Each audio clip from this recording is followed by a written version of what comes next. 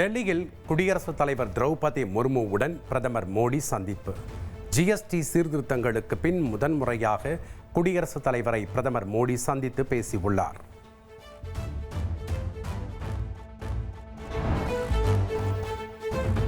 டெல்லியில் பாஜக எம்பிக்கள் கூட்டம் நாளை நடைபெறுகிறது.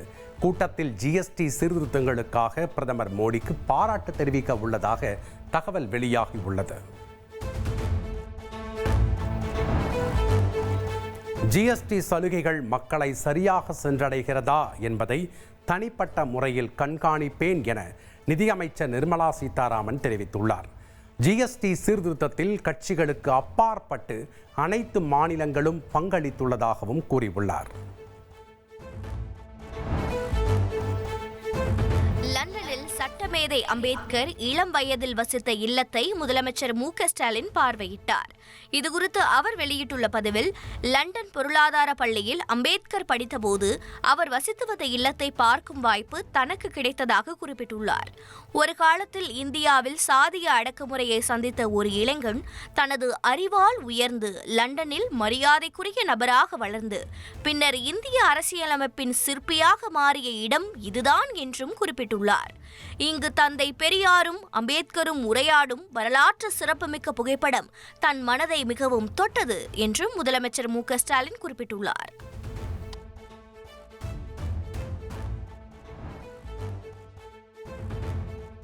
அதிமுக அமைப்பு செயலாளர் மற்றும் மாவட்ட செயலாளர் பொறுப்புகளிலிருந்து செங்கோட்டையன் நீக்கப்படுவதாக கட்சியின் பொதுச் செயலாளர் எடப்பாடி பழனிசாமி அறிவித்துள்ளார்.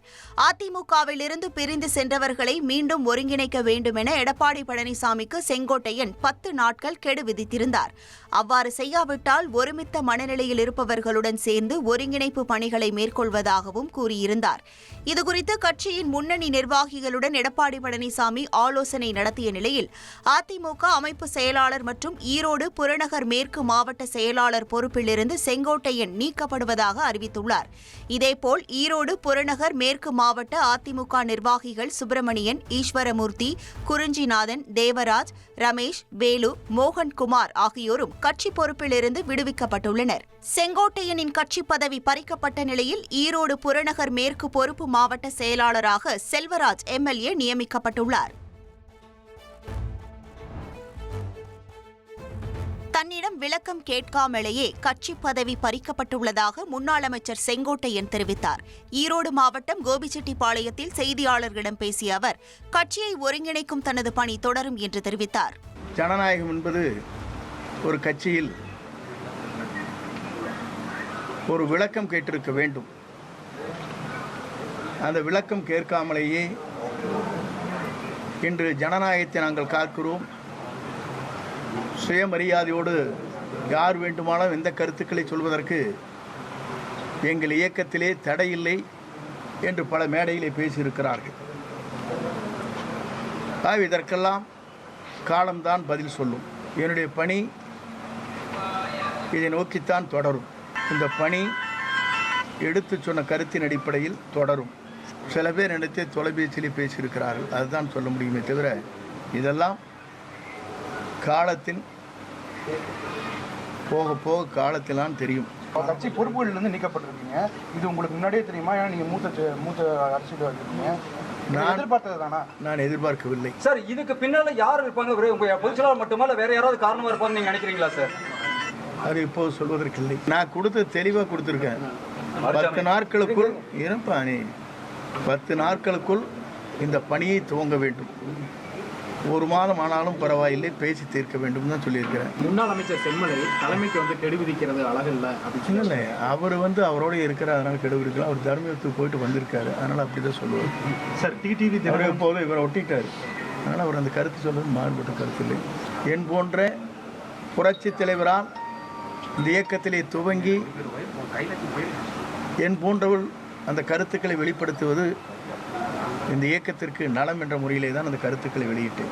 சார், இதை நீக்கிறதுனால இது கட்சிக்கு பாதிப்பு அப்படிங்க சார். நீங்கள் போக இந்த காலம்தான் பதில் சொல்லணும்னு சொல்லிட்டு தொண்டர்கள் கருத்துக்கு பொதுச் செயலாளர் மதிப்பு கொடுக்காம அதை புறக்கணிக்கிறாராங்கிறதான் கேள்விங்க. செங்கோட்டையன் சாருடைய கருத்துக்கள் தொண்டர்கள் கருத்தை புறக்கணிக்கிறாராங்க. கருத்தை நான் வெளிப்படுத்தி இருக்கிறேன். நீங்கள் கேட்கின்ற கேள்விக்கு பொதுச் செயலாளர் தான் பதில் சொல்ல வேண்டும். சார், டிடிவி தினகரன், சசிகலா இவங்களாம் நேற்று நீங்கள் சொன்ன கருத்துக்கு வரவேற்பு கொடுத்துருக்காங்க. அப்படிங்கும்போது அதை பற்றி நீங்கள் என்ன சார் நினைக்கிறீங்க? அவர் மட்டுமல்ல, நயனா நாகேந்திரன் கொடுத்துருக்காரு,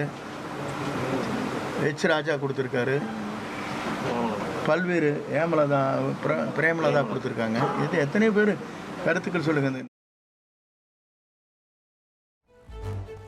அதிமுக பொறுப்புகளிலிருந்து முன்னாள் அமைச்சர் செங்கோட்டையன் நீக்கப்பட்டதற்கு பாஜக காரணம் இல்லை என்று தமிழக பாஜக தலைவர் நயினார் நாகேந்திரன் கூறியுள்ளார்.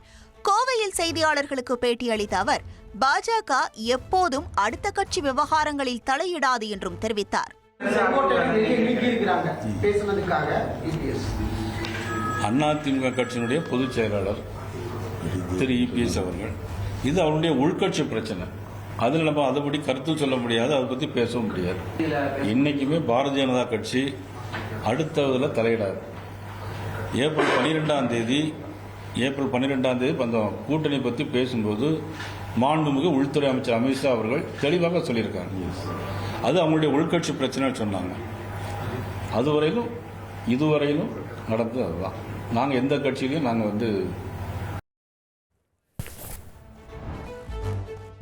கடந்த சில நாட்களாக நடக்கக்கூடிய விஷயங்கள் சலிப்பை ஏற்படுத்துவதாக அண்ணாமலை தெரிவித்துள்ளார். தேசிய ஜனநாயக கூட்டணி சரியான பாதையில் செல்லும் என்ற நம்பிக்கை இருப்பதாகவும் அவர் கூறியுள்ளார்.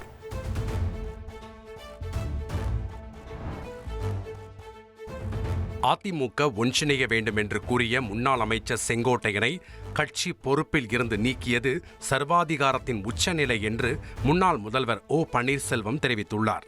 அதிமுக ஒன்றிணைய வேண்டும் என்பதுதான் அதிமுக தொண்டர்களின் விருப்பமாகவும் பொதுமக்களின் விருப்பமாகவும் உள்ளது என்றும் அவர் தெரிவித்துள்ளார். கழகம் ஒன்றிணைய வேண்டும், அதுதான் சொல்லியிருக்கிறார். வேறு எந்த மாறுபட்ட கருத்தும் சொல்லவில்லை, யாருமே குற்றச்சாட்டு சொல்லவில்லை. கழகம் ஒன்றிணைய வேண்டும் என்று சொன்னதற்காக இவ்வளவு பெரிய கொடுஞ்செயலை, தண்டனையை தர வேண்டுமா என்பதுதான் இன்றைக்கு தமிழகத்தில் இருக்கின்ற மக்கள் அனைவரும் கேட்டுக்கொண்டிருக்கிறார். கழகம் இணைய வேண்டும் என்ற ஒரே கருத்து தான் அனைத்து இந்திய அண்ணா முன்னேற்ற கழகத்தில் இருக்கின்ற 1.5 கோடி தொண்டர்களின் மனதில் இருக்கிறது. பொதுமக்கள் தலைவர் மீதும் அம்மா மீதும் கழகத்தின் மீதும் பாசம் பற்று கொண்டிருக்கின்ற பொதுமக்கள் அவருடைய மனதிலும் இருக்கிறது. இன்னைக்கு இவையெல்லாம் புறந்தள்ளிவிட்டு அவரை அனைத்து பொறுப்புகளிலிருந்து எடுத்திருப்பது சர்வாதிகாரத்துடைய உச்ச நிலை என்பதை மட்டும் நான் தெரிவித்துக் கொள்ள கடமைப்பட்டேன். மக்கள் சரியான பாடம் புகட்டுவார்கள் என்பதுதான் தெரிவித்துள்ளது. செங்கோட்டையனை கட்சி பதவியிலிருந்து நீக்கியது அவருக்கு பின்னடைவு அல்ல என அமமுக பொதுச் செயலாளர் டிடிவி தினகரன் தெரிவித்தார். மதுரை மாவட்டம் முசிலம்பட்டியில் செய்தியாளர்களிடம் பேசிய அவர், அதிமுகவில் விசுவாசத்தோடு உழைத்து வந்தவர் செங்கோட்டையன் என்றும் செங்கோட்டையனை நீக்கியவர்களுக்குதான் பின்னடைவு என்றும் குறிப்பிட்டார். விநாசகாலே விபரீத புத்திம்பாங்க. அதுதான் ஒரே ஒரு செங்கோட்டையன் ஒரு மூத்த தலைவர். 72 புரட்சித் தலைவருக்கு இயக்கம் கண்ட காலத்திலிருந்து கிளைச் செயலராக இருந்து வந்தவர். 77 தொடர்ந்து சட்டமன்ற உறுப்பினராக புரட்சித் தலைவர் காலத்தில் மாவட்ட கழக செயலராக இருந்தவர். எத்தனையோ ஏற்றத்தாழ்வுகளுக்கு பிறகும் அந்த காலகட்டங்களிலெல்லாம் விசுவாசத்தோடு அம்மாவின் தொண்டராக பணியாற்றியவர். அவரை பதவியிலிருந்து நீக்குவது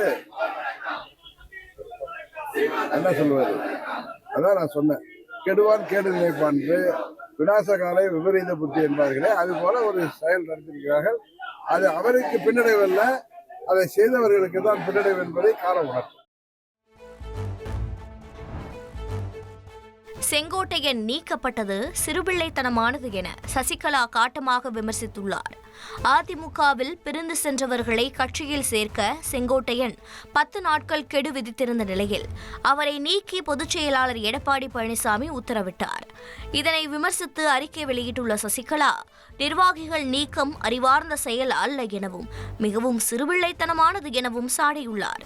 அனைவரும் ஒன்றிணைய வேண்டும் என்ற தொண்டர்களுக்கு என்ன மதிப்பளிக்கப் போகிறோம் என கேள்வி எழுப்பிய சசிகலா, சோமசுந்தரம் கட்சியிலிருந்து பிரிந்தபோது அவரது வீட்டிற்கே சென்று ஜெயலலிதா சமாதான முயற்சியில் ஈடுபட்டதை சுட்டிக்காட்டினார். தவறு சிறுசா இருக்கும் போதே திருத்திக்கோ என்ற எம்ஜிஆர் பாடலை மேற்கோள் காட்டிய சசிகலா, யாராக இருந்தாலும் தவறை திருத்திக் கொண்டால்தான் அனைவருக்கும் நல்லது என அதிமுக தலைமையை மறைமுகமாக விமர்சித்தார். தேர்தலில் ஆட்சி மாற்றம் ஏற்பட ஒன்றுபட்ட அதிமுக தான் ஒரே தீர்வு எனவும் சசிகலா வலியுறுத்தியுள்ளார். இதனிடையே செங்கோட்டையன் பதவி பறிக்கப்பட்டதை வரவேற்று தூத்துக்குடியில் முன்னாள் அமைச்சர் SP சண்முகநாதன் தலைமையில் அதிமுகவினர் பட்டாசு வெடித்து கொண்டாடினர்.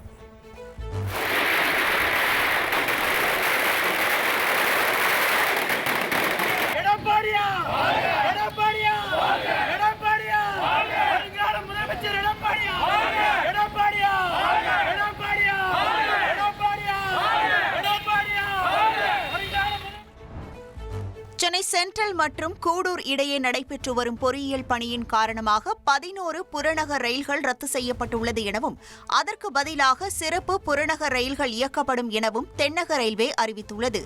சென்னை கடற்கரையிலிருந்து மாலை 6:45 மணி, இரவு 8 மணி மற்றும் 9:20 மணிக்கு கும்மிடிப்பூண்டி செல்லும் புறநகர் ரயில்கள் ரத்து செய்யப்பட்டுள்ளது. மேலும் மூர் மார்க்கெட்டிலிருந்து இரவு 7:35 மணி மற்றும் 11:20 மணிக்கு கும்மிடிப்பூண்டி செல்லும் புறநகர் ரயில்களும் ரத்து செய்யப்பட்டுள்ளது. அதேபோன்று கும்மிடிப்பூண்டியிலிருந்து இரவு 7:35 மணிக்கு சென்னை கடற்கரை செல்லும் புறநகர் ரயிலும் மற்றும் இரவு 8:15 மணி, 9:25 மணி மற்றும் 10:30 மணிக்கு மூர் மார்க்கெட் செல்லும் புறநகர் ரயில்களும் ரத்து செய்யப்பட்டது. இதனைத் தொடர்ந்து சூலூர்பேட்டையிலிருந்து இரவு 8:35 மணிக்கு மூர் மார்க்கெட் செல்லும் புறநகர் ரயிலும் ரத்து செய்யப்பட்டுள்ளது. உதவி இயக்குனர் கொலை மிரட்டல் விடுப்பதாக பாடகர் SP சரண் புகார் அளித்துள்ளது பரபரப்பை ஏற்படுத்தியுள்ளது. SP பாலசுப்ரமணியனின் மகனும் பிரபல பாடகருமான SP சரண் சென்னை சாலிகிராமம் சத்யா நகரில் உள்ள தனது வீட்டை 2017ஆம் ஆண்டு சினிமா உதவி இயக்குனர் திருஞானம் என்பவருக்கு வாடகைக்கு விட்டுள்ளார். 1,50,000 ரூபாய் அட்வான்ஸ், மாத வாடகை 35,000 ரூபாய் என பேசி வீட்டை வாடகைக்கு விட்ட நிலையில் கடந்த 23 மாதங்களாக திருஞானம் வாடகை கொடுக்காமல் அலைக்கழித்து வந்ததாக கூறப்படுகிறது. தான் வாடகை பணத்தை கேட்டபோது ஆபாசமாக பேசி கொலை மிரட்டல் விடுத்ததாகவும் KK நகர் காவல் நிலையத்தில் சரண் தரப்பில் புகார் அளிக்கப்பட்டுள்ளது. இது குறித்து சரணிடம் விளக்கம் பெற முயன்ற போது அவர் வெளிநாட்டில் இருப்பது தெரிய வந்துள்ளது.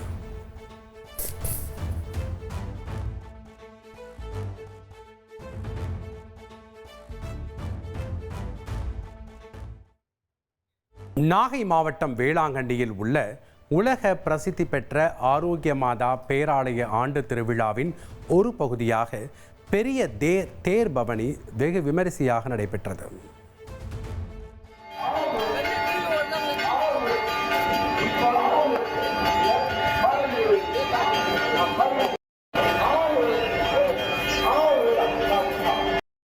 அழகு அன்னை நம் மத்தியிலே வருகின்றார்.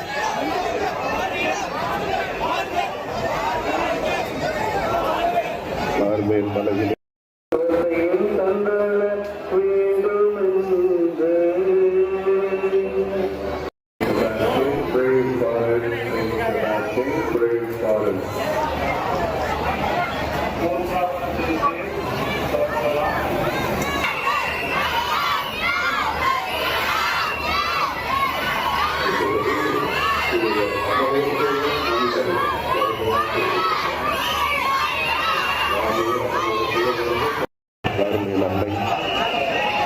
உத்தரிய மாதா என்று நாம் அழைப்போம். புனித உத்தரிய அன்னையே எங்களுக்காக வேண்டிக் கொள்ளும். புனித உத்தரிய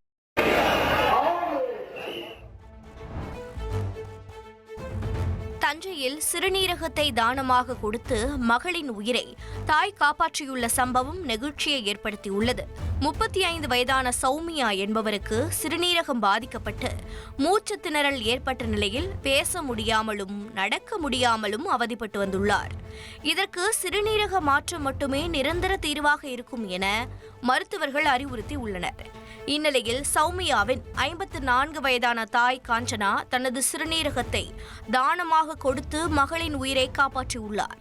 இதையடுத்து அறுவை சிகிச்சைக்கு பிறகு சிறுநீரகத்தை தானமாக வழங்கிய தாயும் தானமாக பெற்ற மகளும் நலமாக உள்ளனர்.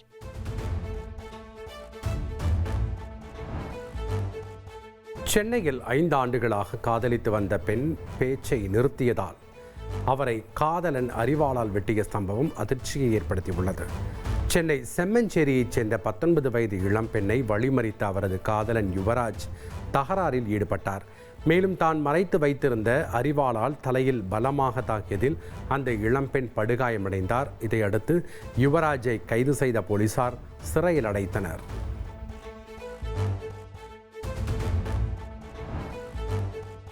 ஆவடி பிரபல தனியார் ஜூஸ் கடையில் வாடிக்கையாளர் ஒருவர் ஜூஸ் குடிக்கச் சென்றபோது மாதுளை பழத்தை எலி கடித்திருப்பதை கண்டு அதிர்ச்சி அடைந்தார். உடனடியாக கடையில் பார்வையிட்ட போது பல்வேறு பழங்களை எலி கடித்திருப்பதும் அழுகிய நிலையில் இருப்பதையும் கண்டு அதிர்ந்த நிலையில் செல்போனில் வீடியோ காட்சி பதிவு செய்ததோடு கடைக்காரரிடம் வாக்குவாதத்தில் ஈடுபட்டார். சுகாதாரமற்ற முறையில் ஜூஸ் போட்டு வாடிக்கையாளர்களுக்கு விநியோகித்து வரும் பிரபல ஜூஸ் கடை மீது நடவடிக்கை எடுக்க உணவு பாதுகாப்பு துறைக்கு கோரிக்கை விடுத்துள்ளார். மேலும் ஆவடியில் பல்வேறு ஜூஸ் கடைகள், சிற்றுண்டிகள், உணவகங்கள் உணவு பாதுகாப்பு உரிமம் இன்றி செயல்படுவதை கண்டறிந்து நடவடிக்கை எடுக்கவும் கோரிக்கை விடுத்துள்ளார். இல்ல ஓனர் எங்க இல்ல ஒரு நிமிஷம் நவுருண்ணா, நான் உன்னை எதுவுமே பண்ணல, டிஸ்டர்ப் பண்ணல, ஒரே நிமிஷம் நவுரு. நான் சொல்றது கேளுங்க, நான் சாப்பிட போறேன். நீங்க எங்கன்னா போன எனக்கு தான் வேலை போனேன், நான் சொல்றது கேளுங்க. ஓனர் யாவது வர சொல்லு. இதுல போட்டுருந்தா எப்படி? அது ஆனா இது எடுத்து போடுறதுக்கு தானே எடுத்து வச்சிருக்கேன். ஆனா இதெல்லாம் குப்பையில போடுறதுக்கு தானே இது. குப்பையில போறது குப்பையில போடணும். இது அடியில எவ்வளவு பழம். ஆனா இத பாருங்க, இப்பதான் ஓனருக்கு போட்டோ எடுத்து அனுப்பிச்சிட்டு கூட குப்பையில போறது தான். அந்த பழம் அந்த ட்ரே வெளியே எடு.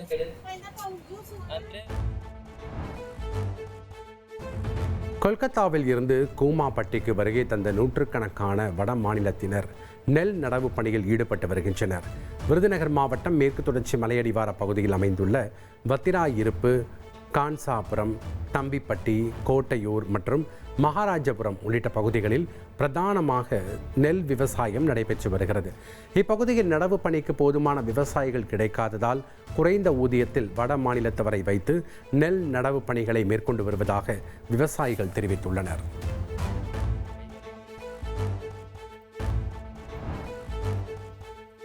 டெல்லியில் கனமழை வெள்ளத்தினால் கடும் பாதிப்புகள் ஏற்பட்டுள்ள நிலையில் யமுனை ஆற்றில் வெள்ளப்பெருக்கு ஏற்பட்டுள்ளது. வருமான வரித்துறை அலுவலகம் உள்ளிட்ட அனைத்து பகுதிகளிலும் யமுனை ஆற்றில் வெள்ளம் சூழ்ந்துள்ளது. இதுகுறித்த ட்ரோன் காட்சிகள் வெளியாகியுள்ளது. வெள்ளம் பாதித்த பகுதிகளில் மாநில மற்றும் தேசிய மீட்புப் படையினர் மீட்புப் பணிகளை தீவிரப்படுத்தியுள்ளனர். வெள்ளத்தினால் பாதிக்கப்பட்ட ஆயிரக்கணக்கான பொதுமக்கள் மீட்கப்பட்டு முகாம்களில் தங்க வைக்கப்பட்டு உள்ளனர். கரீபியன் கடல் பகுதியில் அமெரிக்க கப்பல்கள் ரோந்து செல்வதால் ஏற்பட்டுள்ள பதற்றத்திற்கு மத்தியில் வெனிசுலா கடற்கரையில் பொதுமக்கள் திரண்டு தங்கள் குடும்பத்தினருடன் பொழுதை கழித்தனர். வெனிசுலாவிலிருந்து வந்ததாக கூறப்படும் போதைப்பொருள் படகு ஒன்றின் மீது அமெரிக்கா அண்மையில் நடத்திய தாக்குதலில் 11 பேர் கொல்லப்பட்டனர். இதையடுத்து போதைப்பொருள் கும்பலுக்கு எதிரான நடவடிக்கை என்ற பெயரில் தெற்கு கரீபியனில் அமெரிக்க போர்க்கப்பல்களை நிலைநிறுத்தி ராணுவ நடவடிக்கைகளை அதிகரித்துள்ளது. இந்த பதற்றத்திற்கு மத்தியில் வடக்கு மத்திய வெனிசுலாவில் உள்ள லாக் வைரா கடற்கரை பகுதியில் பொதுமக்கள் தங்கள் குடும்பத்தினருடன் குவிந்து பொழுதை மகிழ்ச்சியுடன் கழித்தனர்.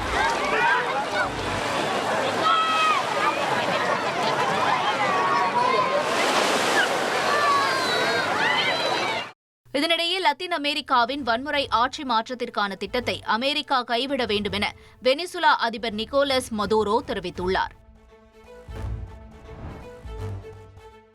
கூலி படத்தில் ரஜினிகாந்த் ஸ்டண்ட் காட்சியில் நடித்த வீடியோவை படக்குழு ரிலீஸ் செய்துள்ளது. மேன்சன் ஃபைட் காட்சிகள் ரசிகர்களை வெகுவாக கவர்ந்த நிலையில் அதன் BTS வீடியோவை தயாரிப்பு நிறுவனம் வெளியிட்டுள்ளது.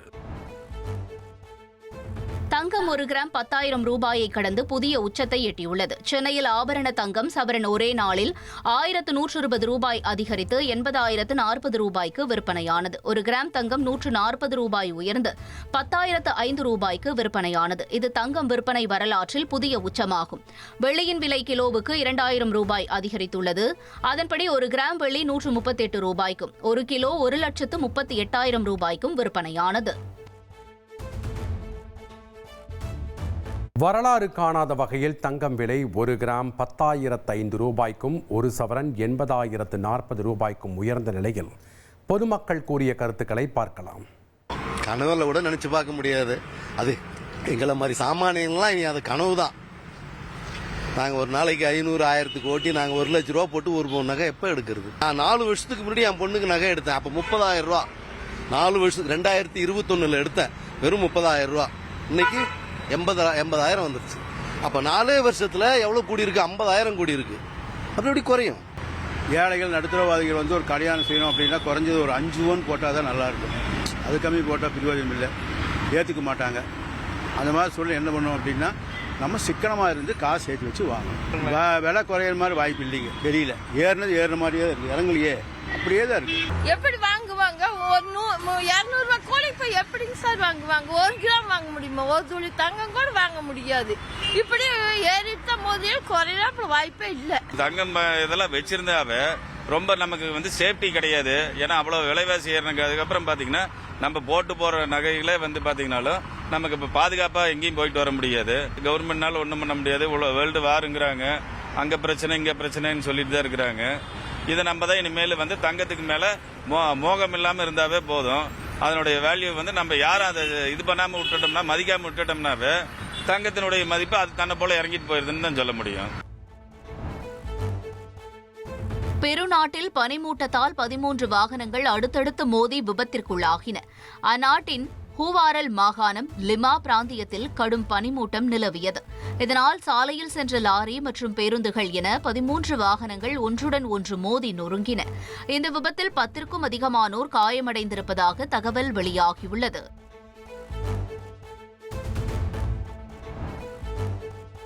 ஆசிய கோப்பை ஆடவர் ஹாக்கி தொடரின் இறுதிப் போட்டிக்கு இந்தியா முன்னேறியுள்ளது.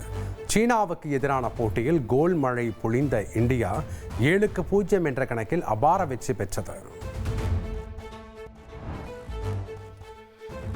ஸ்பெயினின் பார்சிலோனா நகரில் தொடங்கியுள்ள கேட்டலன் கிராண்ட் பிரிக்ஸ் பைக் ரேஸ் தகுதிச் சுற்றில் வீரர்கள் மின்னல் வேகத்தில் சீறி பாய்ந்தனர். ஸ்பெயின் வீரர் அலெக்ஸ் மார்க்கஸ் சிறப்பாக செயல்பட்டு தகுதிச் சுற்றில் முதலிடம் பிடித்து அசத்தினார்.